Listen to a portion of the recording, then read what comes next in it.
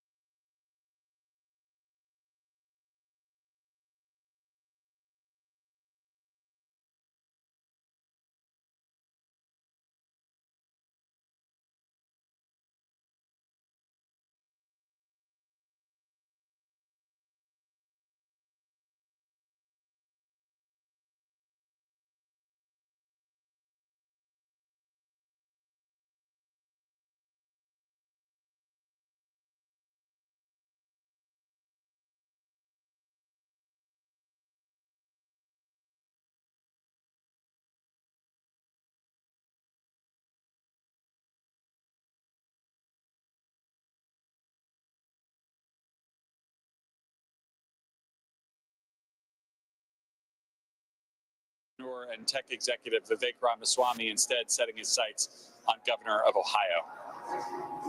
We understand the crowds erupted who were down at Emancipation Hall, the spillover area, if you will, when they saw the picture of the two presidents entering. And we're seeing members of his cabinet, if they are confirmed entering. We saw Pete Hegseth walk in a few moments ago. There's Christine Noem, several members of the incoming administration who are awaiting a Senate hearing. We had Senator Thune on, who's the majority leader in the Senate, and who said he thought that all of these nominees have a path, which is Washington speak. Right? So saying something with, he's saying they have a path. It doesn't mean they have the votes. That's exactly right. Yes. In that moment, I'm so glad you brought it up. I was just about to say it because it struck me watching that interview with Senator Thune, because he was asked pretty directly, can they get confirmed? And he kind of paused and then said that line. What does that mean? It means we're looking at some of the more controversial people who are yet to be confirmed. You look at somebody like Pete Hegseth, for example. He had his confirmation hearing. It seems like he is on track to get the votes, the Republican votes that he needs. For the Defense Department. Exactly, to serve as the head of the Pentagon. But remember what happened with Matt Gaetz, the person who Donald Trump initially selected to serve as his incoming Attorney General. You saw Senate Republicans flex that advise and consent muscle and make clear to Donald Trump that Matt Gaetz was not going to fly, that he would not have the backing. So as you take a look, I mean, there's Marco Rubio, selected to serve as the incoming Secretary of State. RFK Jr. That's going to be another very fascinating confirmation hearing. He's right there alongside, I believe that's Sundar Pichai. You see some others there as well. There's Pete Hegseth in the back, Pam Bondi, Doug Burgum. You talk about this sort of team of rivals. Several of the folks who are standing there are, in fact, Vivek Ramaswamy, former rivals in that presidential primary as well. And one of the things we'll expect to see is when we talk about the new president signing many things today, among the things I would anticipate he would sign is the actual nomination for these cabinet members. We talk about them as nominees. They can't be nominees until he has the power of the presidency. That comes at noon. And in the flurry of those early events, I would expect he would sign those formal nominations, which then allows the Congress to move on some of those where they've completed the process. And so we could get votes as early as today. And they appear to be leaning toward national security posts. Absolutely. Yes. They're leaning toward, for example, Senator Marco Rubio, who has been picked to serve as Secretary of State. He, in his confirmation hearing, had broad bipartisan Former Vice support. President Dan Quayle and his wife Marilyn entering. We're going to see all the living presidents here today. But not everyone. We won't, all of the living presidents, we won't see former First Lady Michelle Obama. And that has certainly gotten some attention, though we will, of course, see former President Barack Obama. She missed President Carter's funeral last week as well. So she's clearly downshifting from Washington. And I think Dick duties. Cheney also, for reasons of age and wellness, is opting out, in addition to the obvious political overtones that he did not support Donald Trump. His daughter pardoned today by President Biden. And a new statement from her, Savannah, just in literally the last 30 seconds from both her and Congressman Benny Thompson, of course, who helmed that, or were part of that bipartisan select committee on the January 6th attack, receiving those pardons from President Biden on his way out the door. And they say in this statement, we have been pardoned today, not for breaking the law, but for upholding it. Some of the first reaction that we are now getting from Liz Cheney and some of those others. As we keep our eyes on the Capitol Rotunda, where the swearing in will take place, first of the Vice President-elect, J.D. Vance, and then of the President before noon, as tradition holds it. We want to continue to watch these pictures as they come in. There's Vice President Pence, former Vice President Pence, who, of course, served by Trump's side in the first term and did not endorse him for this next run for the presidency, and, of course, will not be joining as his vice president, but will be here at the inaugural. He walks in alone. One of the most notable people to watch today, because under any other circumstances, he would have joined the president he served for another term. Well, they had that moment just a few weeks ago at the Carter Their first time seeing each funeral, other. and I think we all kind of held our breath as they came in contact with each other, but they shared a handshake and apparently some polite greetings. Polite, yes. I think of former Vice President Mike Pence in the same light as I think of President Biden. These are institutionalists. These are people who take these traditions very seriously. They think that they are inextricable with this democracy. Well, and it must be said that in this rotunda 4 years ago, on January 6th, this very rotunda where they are all standing now was overrun by protesters, some of them with the words "Hang Mike Pence" on their lips. And it'll be interesting to see if one of the actions we see see the incoming president take today are pardons of those who were convicted in connection with January 6th. He has said so as recently as yesterday, that he believes his supporters will be very pleased with the decisions he makes there. J.D. Vance has said those who were convicted of violence may not be pardoned. We'll see what actually happens. And here are some of the most powerful people in the world, the tech titans, as we often refer to them. Jeff Bezos with his back to us, I believe. He was greeting Elon Musk. Sundar Pichai there. Mark Zuckerberg, Mark Zuckerberg in there, yeah. I do think it will be interesting to see which of the January 6th defendants are in fact pardoned. When I interviewed President-elect Trump, he said he wasn't ruling anyone out, but those comments by the incoming vice president, I think, are hugely significant and potentially a signal that the president-elect is shifting to looking at those who were not convicted of violent crimes, that he will draw the line there. Again, we'll have to wait and see what the action Hundreds and hundreds of names of those who have been convicted. So there is room to do quite a bit of pardoning should he choose to do so. And also to preserve the issue of violence exercised against law enforcement. If he wants to draw that line, there's a way to do it. At least 1,500 people were charged in the events of January 6th. About 1,200 of them were convicted or pleaded guilty. Of those, just over 600 were sentenced to some sort of incarceration ranging from just a couple of days up to 22 years. So there is a question here of how Donald Trump, if he does end up issuing these pardons as expected, will kind of slice that. We are watching these images of the Capitol and some of the key bold-faced names that have been assembled there. We're not the only ones. Tom Yamas is at Capital One Arena just down the street. The president's supporters are gathering. It has become something of a watch party as well, Tom. It has, and it's been interesting to kind of watch our coverage because they're putting up a live feed of the pictures you guys are seeing and seeing the reaction of all the Trump supporters here. The loudest boos so far have not been for President Biden or Vice President Harris. The loudest boos so far were for former Vice President Mike Pence when he walked in. For everything you guys were just mentioning there, it was somewhat surprising. I mean, you know he's not popular in MAGA world, but to hear the loudest boos for him says a lot about how the Republican Party, at least the Republican Party right now, a lot of them feel about Mike Pence. And it's interesting when some of the other cabinet members came in, the ones that maybe are perceived as more controversial, like, the Secretary of Defense nominee, Pete Hegseth, they got the loudest cheers. Also, about maybe 30 minutes ago, inside the Capital One Arena, we saw a shot of former New York City Mayor Rudy Giuliani. Okay, now the boos are picking up again, as you can imagine. You have former Secretary of State Hillary Clinton and obviously former President Bill Clinton as well. The crowd here is getting a little more raucous as it's filling out, about 20,000 inside of the Capital One Arena. It was pretty peaceful and friendly. It now seems to be getting a little more fired up and amped up. The boos are growing loud. I would say the booing now, probably louder than it was for Vice President Mike Pence. So it's turning somewhat into I don't know if it's a sporting event here, but you're definitely getting crowd reaction in real time to the inauguration, which I will say is pretty interesting. I was making the point, Rudy Giuliani is here. As you know, he just settled a defamation suit against those two Georgia election workers to the tune of north of $100 million. They did settle for an undisclosed amount. But when he popped up on the screen, everyone started cheering. We're also getting some cheers here. Not super loud cheers, but some cheering here for former President Bush and the former First Lady Laura Bush as well as they enter.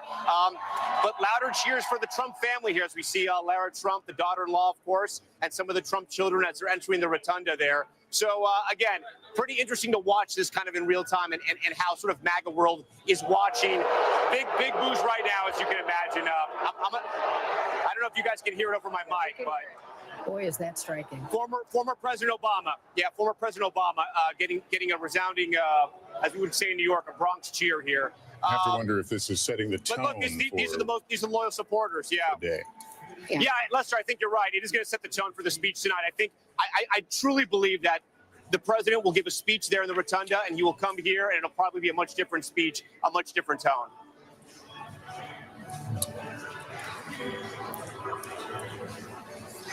Sorry, we just lost our contact there for a second. Yes. Tim Cook, the Apple CEO there, but we were just remarking that you have this dignity of this event and all of the traditions and the rituals, but that focus group of rally goers and MAGA faithful who are assembled over there at the Capital One Arena did not get that memo, and it's they seem to be letting their feelings be known loudly, and it's got that feeling of a rally, which is The split screen of it all, right? Yes, it changes the tone of the day for better or worse. We'll let our viewers at home decide, but we will see that in its full force when instead of a parade, Donald Trump proceeds over there and gives a speech. So, it's clear what they would like to hear. And he's talked about his inaugural address being one that's unifying. Perhaps he'll then change his tune when he's before, as we know, when he gets before his crowd at the rally, he likes to get going and throw some red meat. He certainly did last night. There's Marjorie Taylor Greene, this congresswoman.